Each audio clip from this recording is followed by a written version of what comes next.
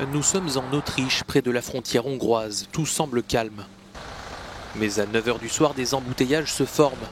La Hongrie laisse passer sur son territoire les Bulgares et les Roumains qui souhaitent retourner dans leur pays uniquement entre 21 h et 5 h du matin. Beaucoup d'entre eux ne peuvent plus travailler en Europe de l'Ouest à cause du coronavirus. Je viens d'Allemagne et je vais en Roumanie. La route est bouchée comme vous pouvez le voir. On est parti à 9 h ce matin, là il est 10 h du soir. Les camions de marchandises, eux, circulent 24 h sur 24, mais ils subissent chaque soir ces embouteillages monstres, minimum 15 km, environ 6 heures d'attente pour atteindre la frontière. À l'heure actuelle, les noms et les plaques d'immatriculation des conducteurs bulgares et roumains sont répertoriés. Ensuite, un autocollant est posé sur le pare-brise. Comme ça, la police peut les contrôler et les filtrer car ils doivent quitter la Hongrie dès que possible. Ils reçoivent également une carte.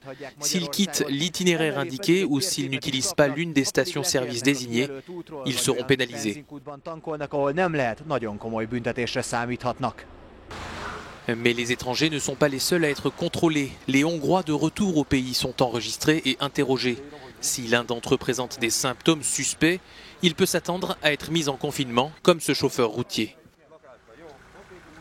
Le médecin m'a examiné, mesuré ma fièvre et m'a demandé si je me sentais mal, si je toussais.